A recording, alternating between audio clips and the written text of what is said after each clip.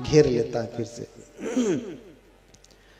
वैशाली में सूखा पड़ा, लोग परेशान हो गए, त्राही त्राही मच गई। लोगों ने कहा कि जो छहो शास्ता हैं वो आएंगे तो उनके चरण रखने से वर्षा होने लगेगी, और वर्षा हो गई तो सारे संकट दूर हो जाएंगे। तो छहों शास्त्रों को बड़े राज पाठ के साथ, बड़े ठाठसी जो है सज्जा के साथ, सत्कार के साथ हाथ जोड़ करके पूरे वैशाली के लोग अपने वैशाली में बुलाते हैं। तो कदम रखने की तो बात छोड़ दीजिए, पूरे वैशाली का चक्कर लगाते तो भी वर्षा नहीं होती। हाँ, एक दिन रुकते, 2 दिन रुकते, 3 दिन रुकते, 4 दिन रुकते, सप्ताह भर भी रुकते तो भी वर्षा नहीं होती। सब जान गए कि अब क्या करें, जो भी पूजा पाठ करना था सब करवा लिया, लेकिन वर्षा नहीं हो रही, वर्षा नहीं हो रही। परेशान हो गए। तो उस समय 3 रत्नों में श्रद्धालु कुछ लोग थे, उन्होंने कहा कि इस समय भगवान राजगृह में हैं, चलो उनसे हम सभी लोग मिल करके निवेदन करते हैं, हे भगवान आप यहाँ पे पधारें, क्योंकि वो तो भगवान हैं। इति सो भगवान, ऐसे हैं वो भगवान। कैसे हैं? अरहं सम्मा संबुद्धो विद्याचरण संपन्नो सुगतो लोकविदु अनुत्तरो पुरिसदम्म सारथि सत्था देव मनुष्यानन बुद्धो भगवान। ऐसे हैं वो भगवान, वो तो गुरु हैं देवताओं और मनुष्यों के। अगर वो कह देंगे तो देवतागण वर्षा कर देंगे। अच्छा, वर्षा कौन करता है? बौद्ध धर्म में भी यही मान्यता है कि देवता बरसते हैं। इसलिए हम लोग हर दिन पूजा में कहते हैं देवो वसतु कालेन सस्य संपत्ति हेतु च फीतो भवतु लोको च राजा भवतु। वर्षा करें, समय के विपरीत न करें। अभी वर्षा होने लगे तो नुकसान हो जाएगा, इसलिए समय से करें। धान के समय में सूखा पड़ जाए तो नुकसान हो जाएगा, इसलिए समय समय से वर्षा करें। ऐसी हम आराधना करते हैं, प्रार्थना करते हैं। अन्य लोग कहते हैं वर्षति भगवान इंद्र, भगवान इंद्र वर्षा करते हैं। लेकिन यहां देवतागण वर्षा करते हैं। तो भगवान बुद्ध तो गुरु हैं, देवताओं के भी गुरु हैं। अगर भगवान बुद्ध जहां आएंगे तो वहां वर्षा वाला हक देवता भी आ जाएंगे, यानी बारिश करने वाले देवता भी आ जाएंगे। बुद्ध जहां चलते हैं वहां सभी देवगण चलते हैं। इतना ही नहीं, जब बुद्ध किसी से प्रश्न पूछते हैं, ध्यान से सुनिएगा, बोलिए भगवान बुद्ध की। जब बुद्ध किसी से प्रश्न पूछते हैं, अगर कोई उत्तर नहीं देता तो जानते क्या होता? हाँ, पहली बार प्रश्न पूछा, अगर कोई ठूस बन के बैठा है, उत्तर नहीं देता तो तुरंत वज्रपाणी। आपने देखा होगा एक बोधिसत्व है वज्रपाणी। क्यों कहा? वज्र के समान है। पत्थर को भी ऐसे मसल दें तो चूर्ण बन जाए, इतनी शक्ति। पत्थर को हाथ पे रख के ऐसे कर दें तो चूर्ण बन जाता है, चूरन पाउडर बन जाता है। इसलिए उनका नाम है वज्रपाणी, वज्रंगवास मयंगमणि।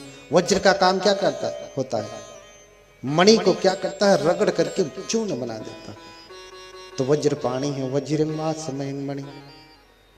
वज्रपाणी एक बार भगवान से किसी से प्रश्न करते हैं, बता मानवक तू ऐसा मानता है कि नहीं मानता है? अगर वो चुप है, ना हाँ कह रहा है ना ना कह रहा है, तो पहली बार प्रश्न पूछने पे तुरंत अगर उत्तर नहीं दिया तो वज्रपाणी सर के ऊपर मंडराने लगते हैं। वज्रपाणी सर के ऊपर मंडराने लगते हैं। फिर दूसरी बार जब भगवान बुद्ध पूछते हैं कि बता ऐसा है कि नहीं, अगर दूसरी बार भी कोई उत्तर नहीं देता तो वज्रपाणी फिर अपना वज्र लेकर के खड़े हो जाते हैं कि अगर अब उत्तर नहीं दिया तो फिर तीसरी बार भी जब भगवान पूछते हैं, अगर कोई उत्तर नहीं देता तो तीसरी बार में मुद्धा फले ये खलु तापस से मैंने बताया ना, मारते हैं और मुद्धा सर कितनी भागों में कट जाता है? 7 भागों में 7। तो बुद्ध तो सत्ता देव मनुष्यानम है। बुद्ध क्या है? देवताओं और मनुष्यों के गुरु हैं, गुरु नाम गुरु। बुद्ध क्या है? चक्रवर्ती राजा भी हैं, योगी नाम चक्रवर्ती। योगियों में सबसे अधिक सामर्थ्यवान है बुद्ध। उनका शासन 10 सहस्र चक्रवालों में चलता है। उनका शासन, उनका राज्य कहां चलता है? 10 सहस्र चक्रवालों में। ध्यान से सुनिएगा। मैं लखनऊ गया था, एक बड़े ही वयोवृद्ध बनते हैं, नाम नहीं लूंगा उनका, लेकिन व्यर्थ का ही बूढ़ा हुए हैं वो। शरीर बूढ़ा हुआ, ज्ञान बूढ़ा नहीं हुआ। मैंने उनसे पूछा कि भगवान बुद्ध के शासन को कितने भागों में बांटा गया? तो बोले भगवान बुद्ध के शासन से मुझे क्या लेना देना। कौन बोले? जो गुरु नाम गुरु हैं, गुरुओं के भी गुरु महाधेरो हैं। चीवर पहने हुए उनको कम से कम 60 साल हो गए। 60 साल से सन्यासी भिक्षु हैं और बड़े ज्ञानी भी कहे जाते हैं।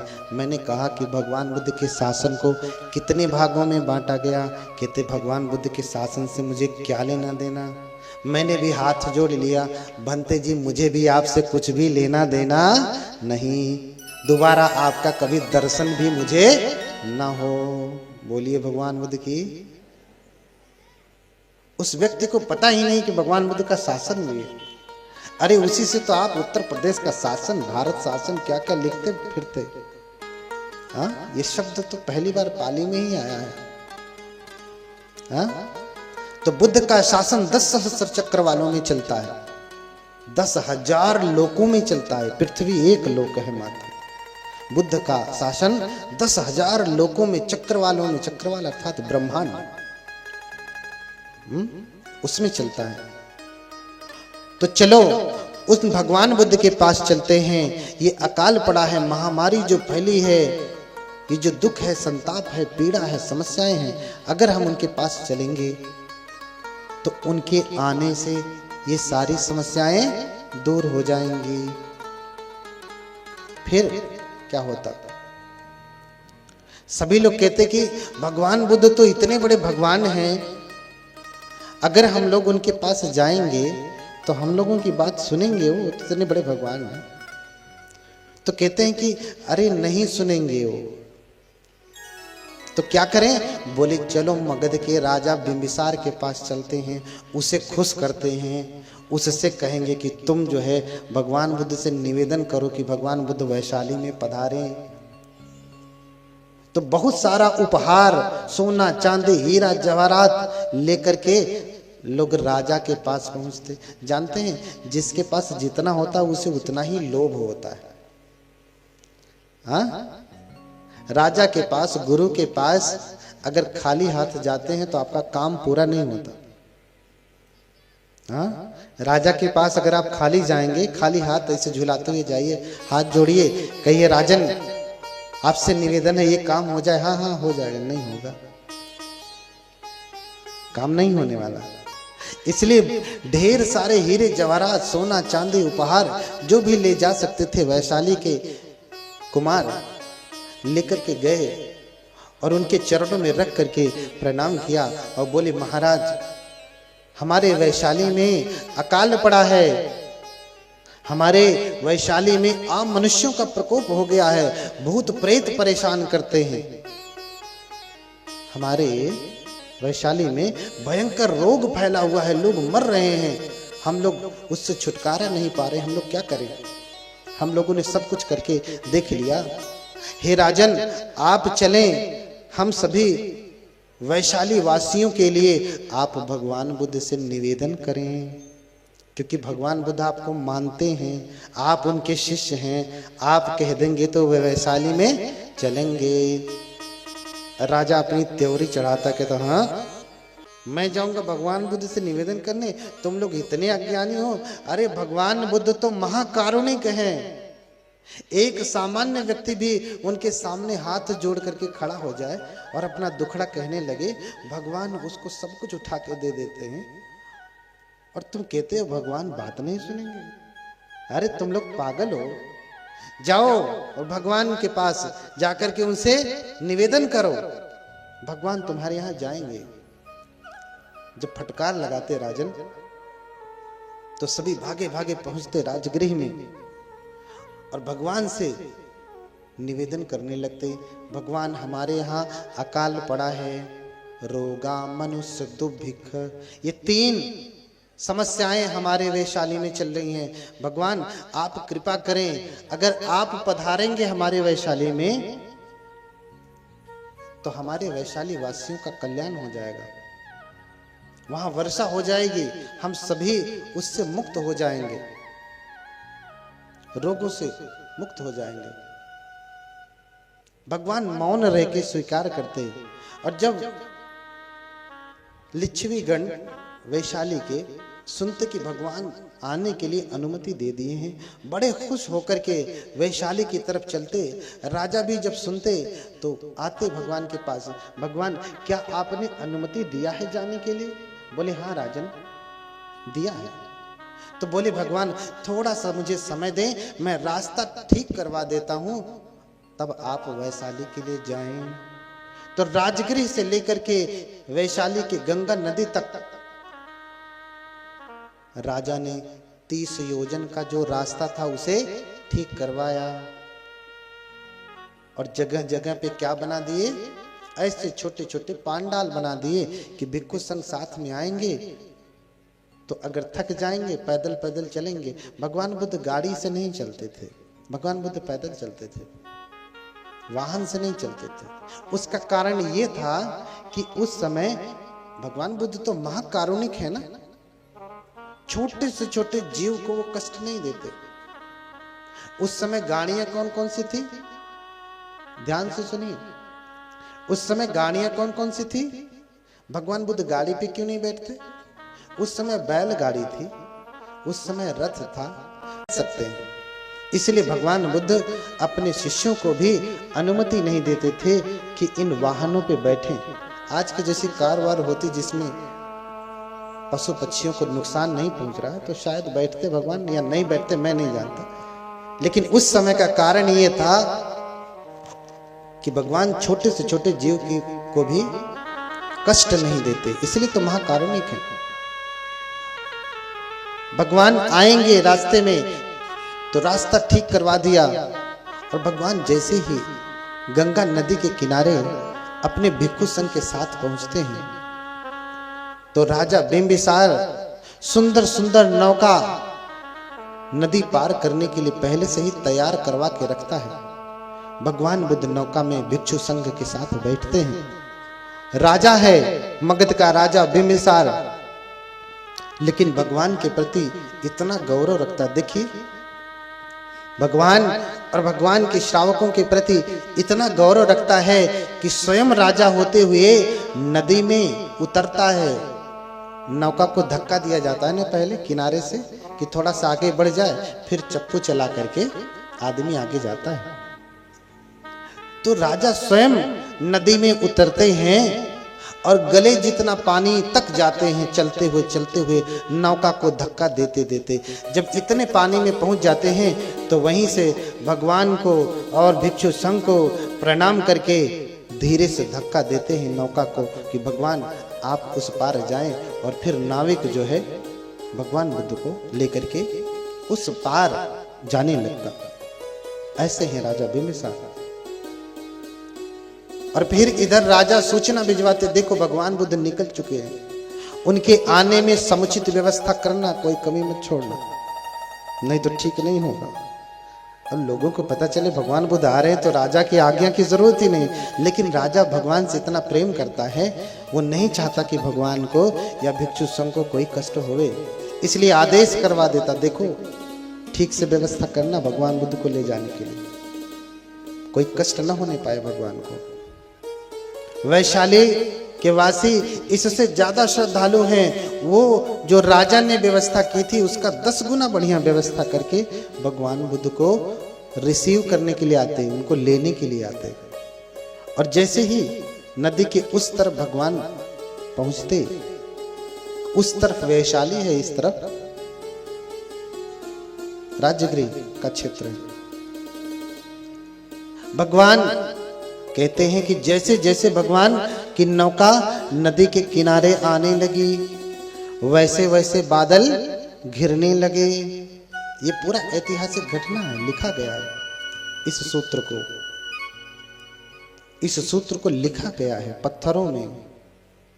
जैसे जैसे भगवान नदी के किनारे आने लगे, वैसे वैसे बादल घिरने लगे। और जब पूरी तरीके से भगवान किनारे पहुंच जाते तो भयंकर रूप से बादल घेर लेते, काले वाले बादल। फिर वर्षा वलाहक देवता पहले से ही तैयार हैं, ऐसे समझिए बारिश होने के लिए तैयार है। अब बारिश हुई कि तब बारिश हुई। भगवान जैसे ही किनारे पहुंचते हैं, उधर से लिच्छवी वासी, लिच्छवी कुमार इतने पानी में उतर करके भगवान की नौका को खींच करके किनारे तक लेकर के आते। और फिर भगवान जैसे ही नौका से अपने पैर को वैशाली की भूमि पे रखते हैं, जैसे ही रखते हैं तुरंत घनघोर वर्षा होने लगती, तुरंत ही घनघोर वर्षा होने लगती। सभी लोग तुरंत छत्र तानने लगते। तो कहते हैं कि सफेद छत्र तानते हैं, सफेद छत्र तान करके सभी लोग भगवान बुद्ध को छाया करने लगते, भिक्षु संघ को छाया करने लगते। और फिर भयंकर वर्षा होने लगती और सब खुश होने लगे, भगवान बुद्ध की जय जयकार करने लगे। बोलिए भगवान बुद्ध की करुणा हो, इद्धिमंतो को गौतमो। भगवान बुद्ध क्या है? परम शक्तिशाली हैं, परम रिद्धिमान हैं। भयंकर वर्षा होने लगी। भगवान चलते चलते चलते 3 दिन लगता है तो वैशाली में पहुंचते हैं, वैशाली के नगर में पहुंचते हैं। और इतने दिनों में इतनी भयंकर वर्षा होती है कि पूरा वैशाली में समझिए कि बाढ़ आ जाती।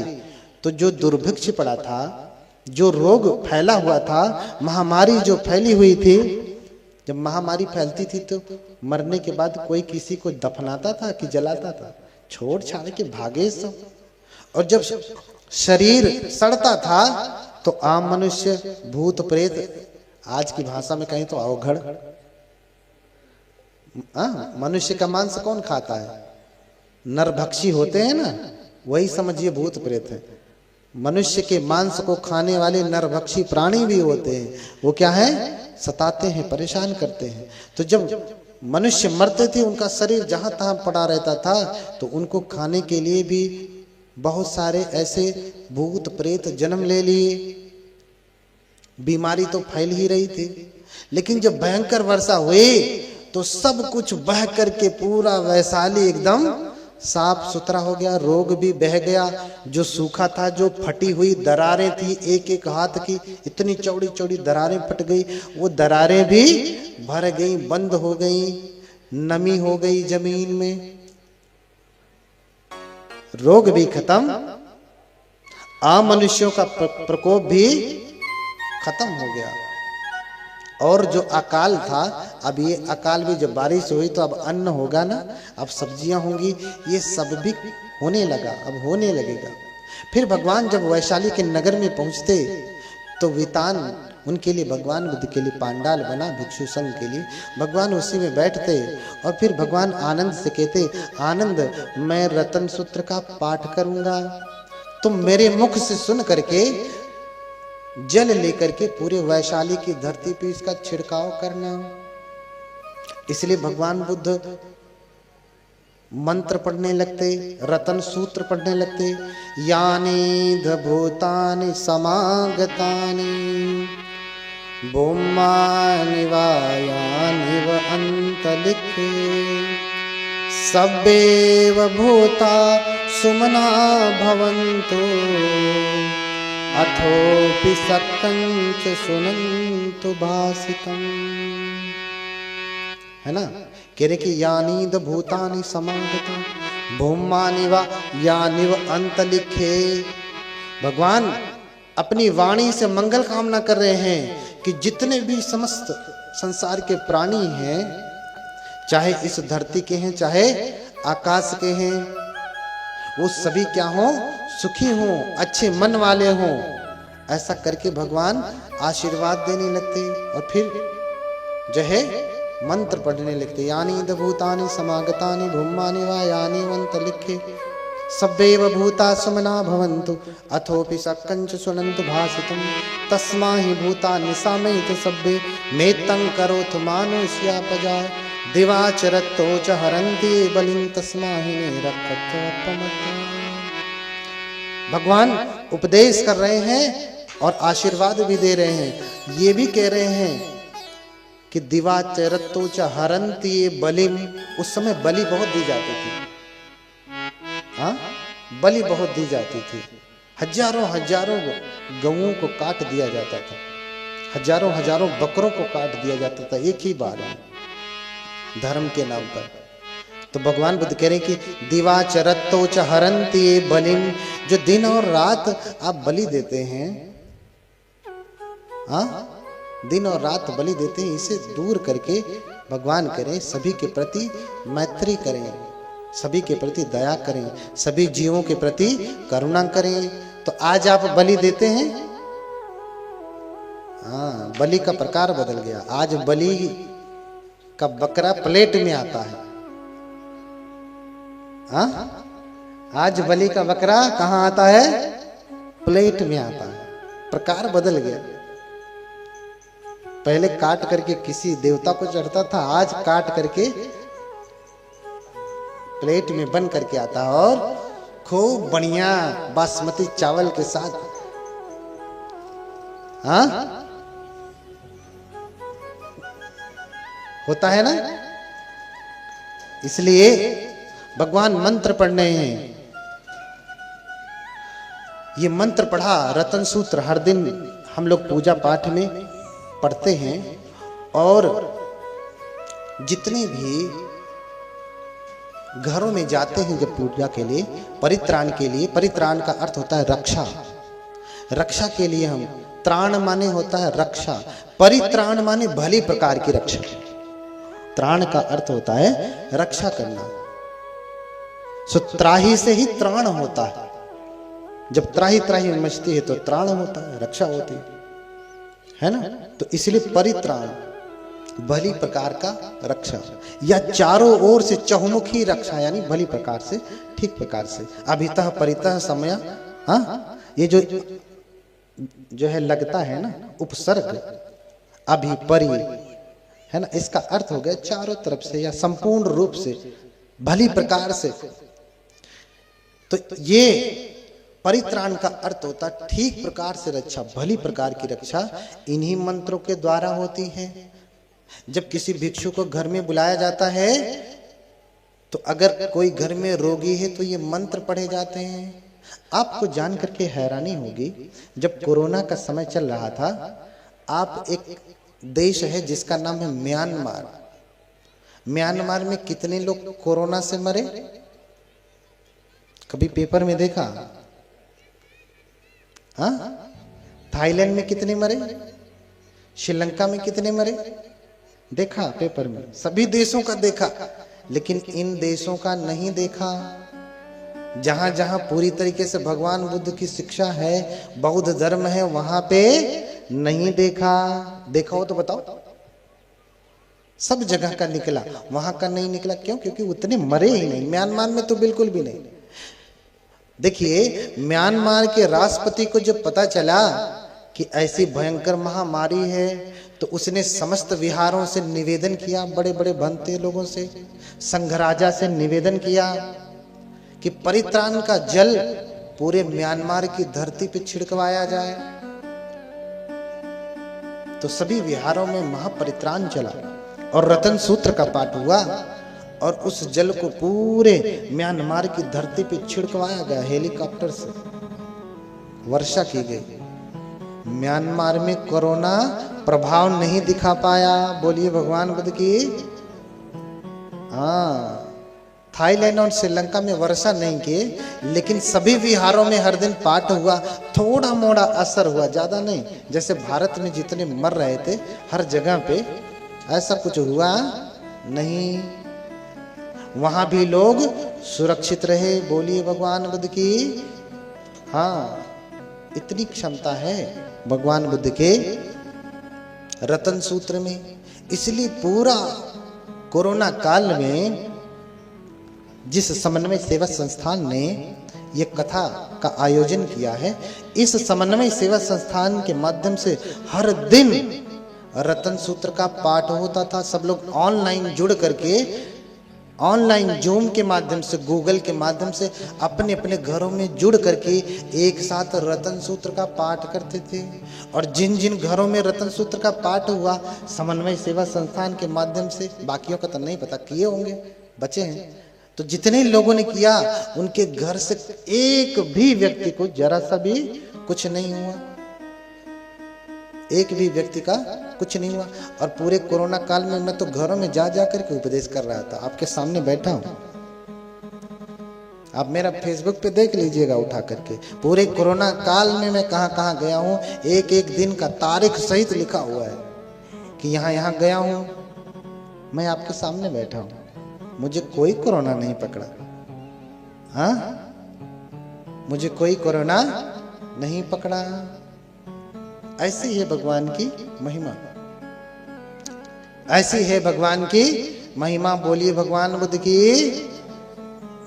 हाँ, इसलिए अगर आप चाहते हैं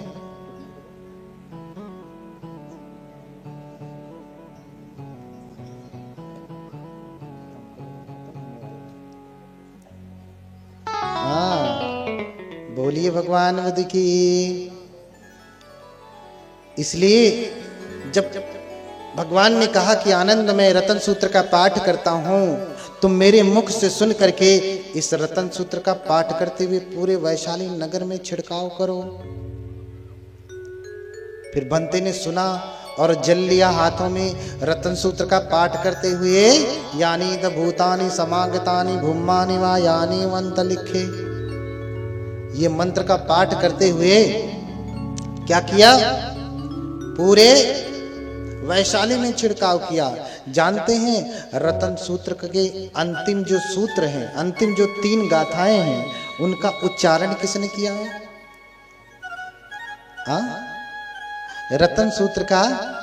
अच्छा, आप ये बताइए, हम ये जो मंत्र पढ़ते हैं, सबसे पहले नमो तस्स भगवतो अरहतो सम्मा संबुद्धस्स, जो हम ये मंत्र पढ़ते हैं, सबसे पहली बार ये मंत्र, ये नमस्कार का मंत्र सबसे पहले किसने पढ़ा? किसने?